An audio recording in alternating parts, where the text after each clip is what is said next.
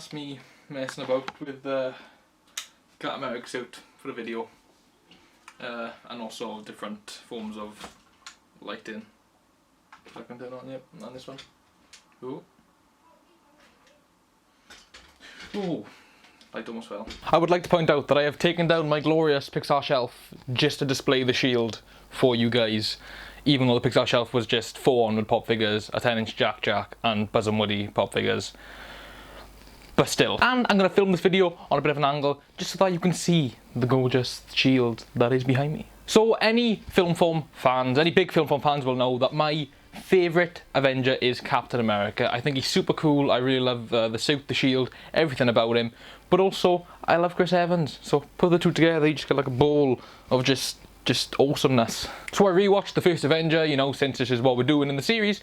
And like, okay, I love all like Captain America films. But for me, this one was always like, I can watch it a few times. But then I'm like, okay, I gotta, you know, let's maybe choose a different film. And I think I had done that like for so long that I hadn't watched it for so long. So when I rewatched it, oh my god, I love this film. Like, and I know I've said that about a lot of the films and a lot of the shows that I reviewed, but this is like, this was something else. Like, I knew I liked it a lot anyway, but after rewatching it, like, damn, that's a good film. There are some things I dislike, but not even that I dislike them, I just don't think they were necessary. Or at least, like, they weren't needed. The first thing, right? The fact that they, like, shrunk Chris Evans' body. And, like, I know they had a double as well. But the fact that, like, they just made Chris Evans look that small and skinny. That's insane. Like, I know VFX have come a long way, especially in these Marvel films. But, like, he's such a big guy that, like, just unbelievable how they did it. The first time we hear him say I can do this all day when he's getting beat up in the alley, like this becomes like a staple in Captain America's arc, like over the next 11 years, well, this came out in 2011, so over the next 9 years, 10 years, 9 years, yeah, 9 years. And because of this scene where we have him with the trash can lid, with the bin lid, and like he said, you know, he gets punched, he keeps saying I can do this all day. By the time we like get to Endgame, or just to any future films, like, rephrase, by the time we get to Civil War, and he says like I can do this all day, like you feel like we earned that. The flagpole scene, we see all the really buff guys, yard guys running to the top, trying to get the flagpole, because then they get to ride home with Agent Carter. And then they're like, ah, boys, you're rubbish, get back.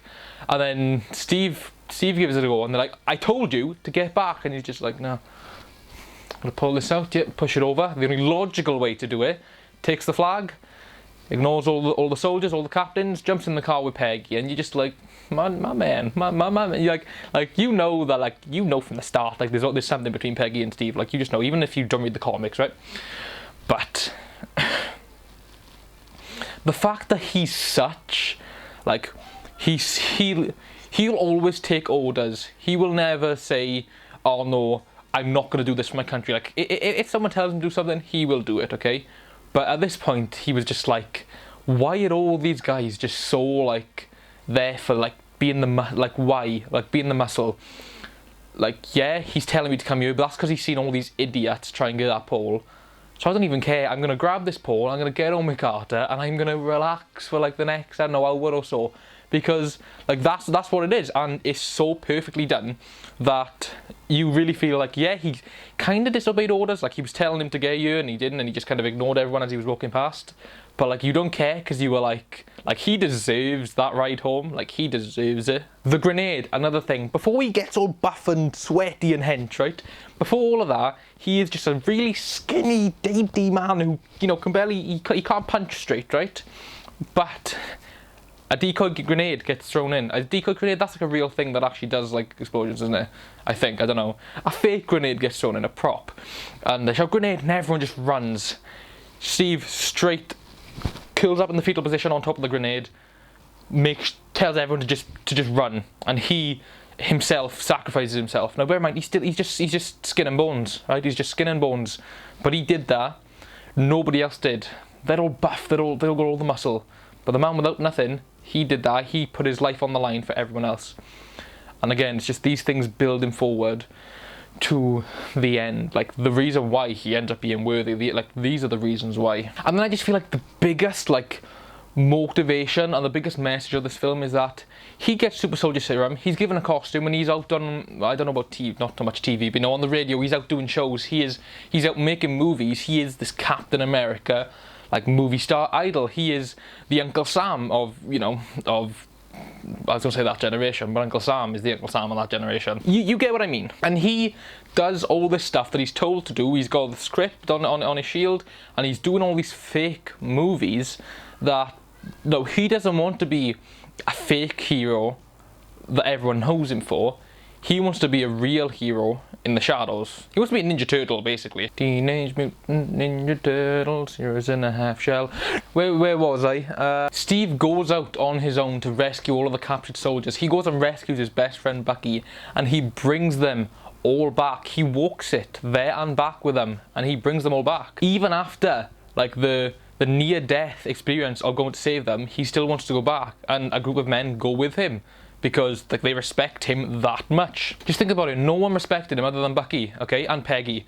So the fact that all these guys were like, you're just like this little kid, like, no, piss off, and now, like, there's this select group of men who are mature enough to be like, because all the other guys are still being like, yeah, you know, jealous of him, basically, but these guys were mature enough to be like, right, you were a hero, okay? And whether the world knows it, whether they don't, we would be honoured to stand by your side and fight. Within the space of an hour at that point, Steve has gained the respect of these 5 men. He doesn't need the respect of everyone, but the fact that he's got the respect of these 5 men, he has his own army, okay? And everyone in the war is fighting their own war. That's always been said, and I completely agree with that.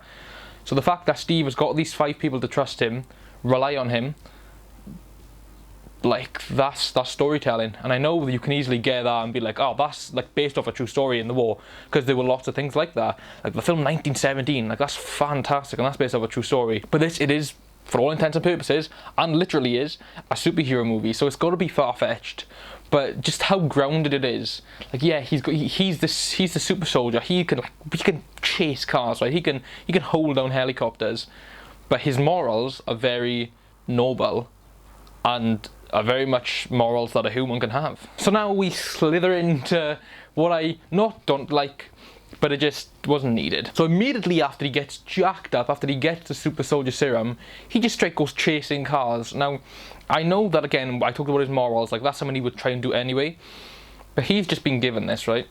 Surely he can't just, like, be like, right, I know I can chase a car now, so I'm gonna go chase this car, or like, I'm gonna go chase this car. Like, he smashes through a window, like, you know, I just don't feel like that should have been included just yet. I mean, maybe a fight, you know, maybe he's fighting for the first time and he's like, oh my god, I can actually fight, I'm not getting beaten on, you know, so that would have been cool. But I just don't think that would have, I don't think that was good for the character. Like, it didn't by no means dampen the character for me, but I feel like it was a bit, not selfish or nothing, but I feel like because he was just like, yeah, I'm going to go chase them, it was a bit irresponsible, that's all I'm going to say, because he didn't know the side effects, he didn't know things would happen, so he was a bit irresponsible. Again, you could say that's noble, he didn't know if that would affect him in a bad way, but like, it just was a bit irresponsible. This is the other thing. This is something the movie did great, but had no right to. The kid gets, like, dropped into the water, and he goes to save him as opposed to run after the guy, and the kid's just like, oh, no, don't worry about me, I can swim, get him. And it's like, that's the most logical thing, but films never do that.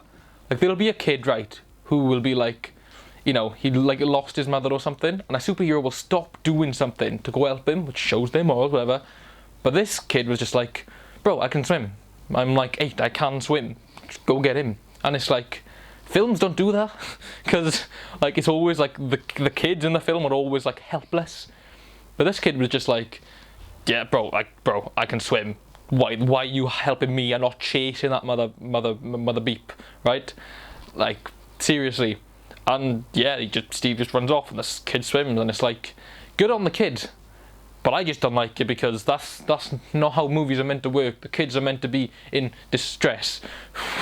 This is actually, like, the only reason I'm saying this is because I actually read, like, an article where someone was like, why is this kid more of a hero? I was like, the kid said he could swim, and he swam. Like, why is that a problem?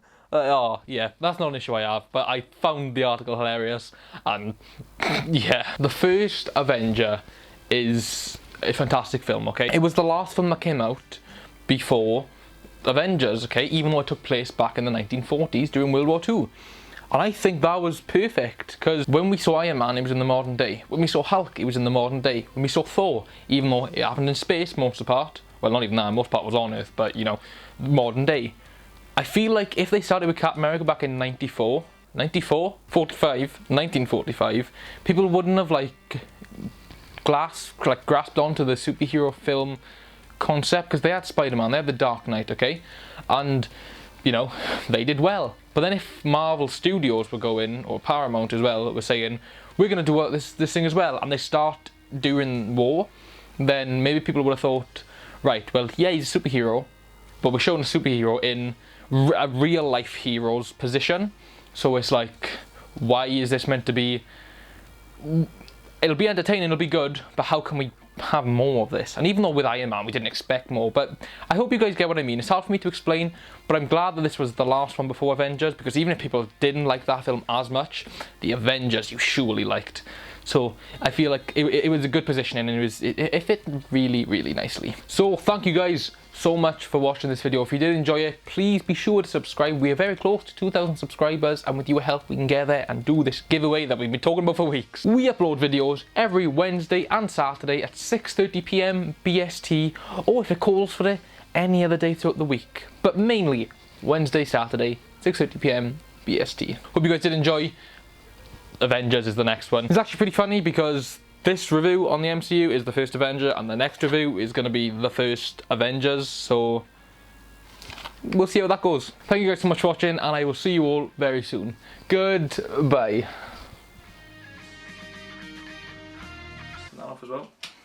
No, now we're chatting, boys, now we're chatting.